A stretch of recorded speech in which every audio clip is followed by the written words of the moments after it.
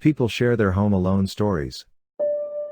My mom would leave me and my brother home alone sometimes when I was about 10, and my brother was 7 or 8. She figured we were old enough to stay home short periods of time alone. My dad was in the Navy, so she was often on her own with us. We knew not to answer the door, the phone, or to leave the house, and we would always follow those rules. It was easy because we pretty much just played Sega and watched TV. We also weren't on our own very long. It was usually when she had to run quick errands, or stop by the store or post office. But one day, during the day, we were on our own and someone knocked at the door. We ignored it. They knock again and again. So we quietly sneaked towards the living room so we can get an idea of what was going on. Our front door has glass in the top half, but it was in diamond-shaped sections of bumpy colored glass. You couldn't see any details of the people from outside, but you could get a general idea of their shape and size. The person knocking was an adult, but that was the only thing we knew. I was hoping that it was one of our neighborhood kids.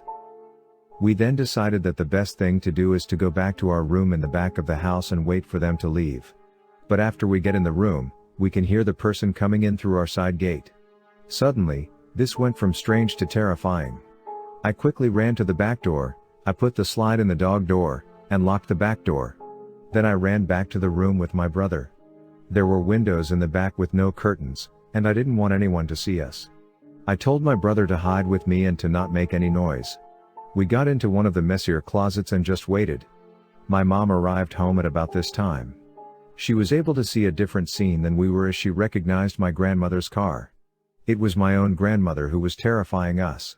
She had decided to stop by, completely unplanned, and didn't let that little fact stop us from not letting someone in.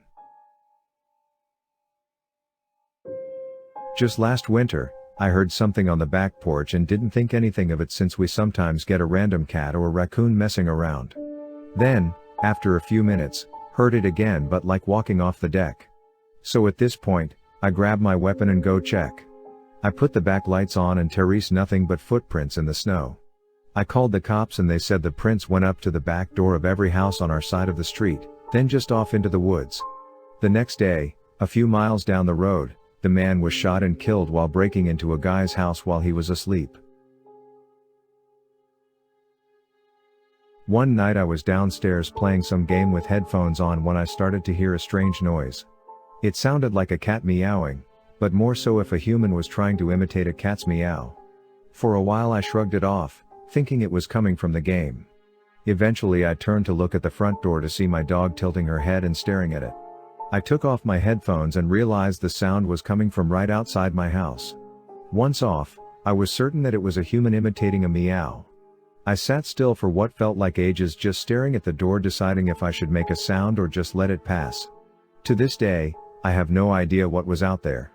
We live in an area mixed with normal people, and a few potential dealers. So I'm glad I never opened the door to check to see what it really was. My older cousin was babysitting me when she was a teenager and I was maybe 8 or 9. We were making pasta and Italian bread, and breadsticks for dinner. We only ended up making the breadsticks and went without the Italian bread. That's important because they were both purchased in those refrigerated Pillsbury bread tubes. So we are watching TV after cleaning up from dinner, around 9 to 10 p.m.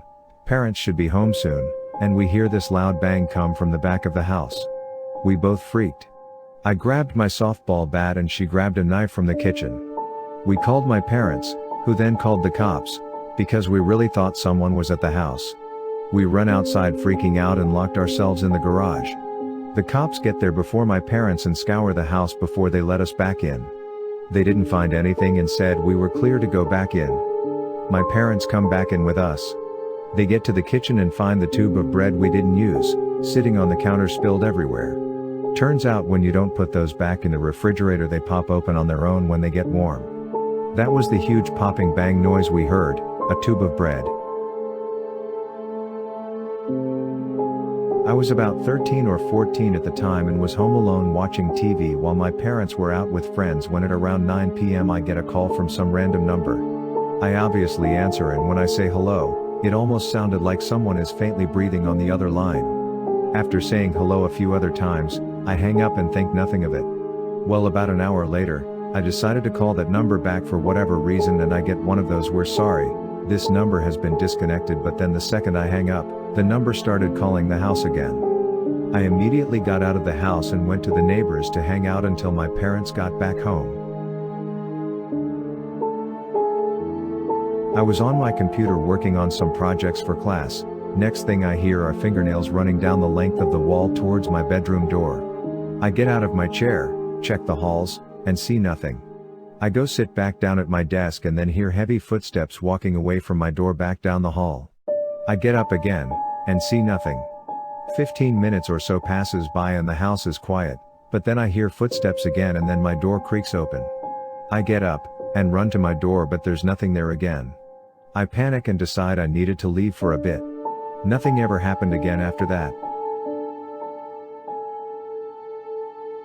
I used to babysit this kid. He would have just been starting to learn how to walk when this happened.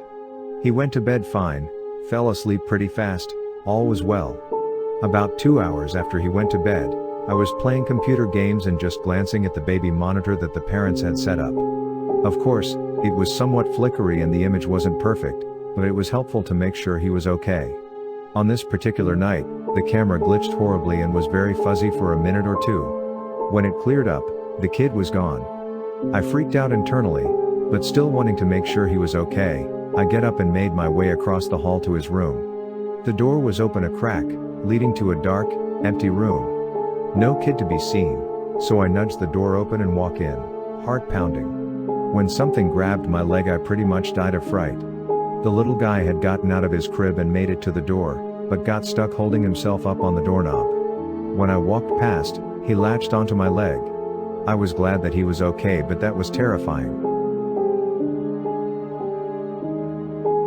I got up in the middle of the night to get a drink. I passed my dad on the way to the kitchen, then I noticed he was walking towards the front door. I asked where he was going, but he didn't answer.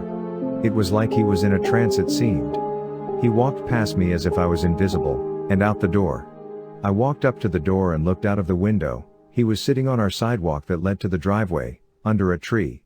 He had his arms on his knees and just stared into space. It was pitch black out except for some street lights. I walked to my mom's room to ask what my dad was doing. She said, "What do you mean? He's right here?" She turned over and there was my dad laying in bed asleep. I was 14. My house was haunted and creepy. I could tell some stories. However, on this day, I was showering. My mom worked an evening shift as a nurse, while I was home alone. My mom was fascinated with television. If anyone remembers the little 6-inch TVs that were super long and old school, she had one of those that she bought from catalog called Finger Hut in our bathroom.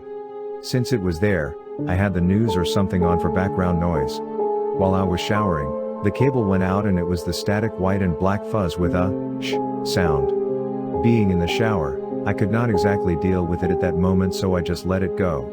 A few minutes later I got out and was drying off. I was going to turn the television off in just another moment. Then I got a cold shiver down my spine, just as the static from the TV stopped making noise. Everything went strangely silent. I turned to look at the TV, and clearly and succinctly, a voice emanated from the TV and it said, "You're dead."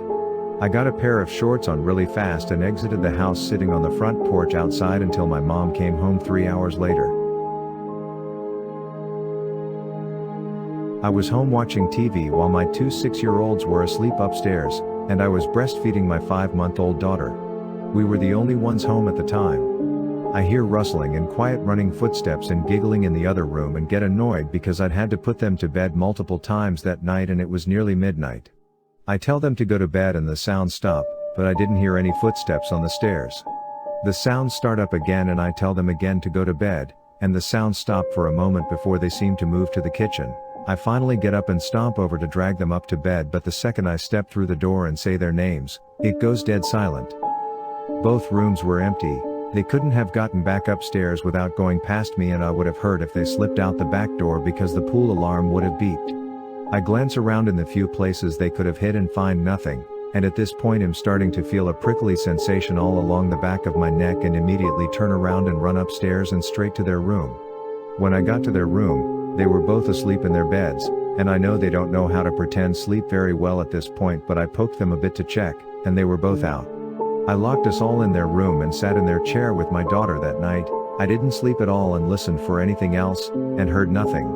It never once happened again, and it was over a decade ago, but it was far the creepiest thing that had ever happened in my house.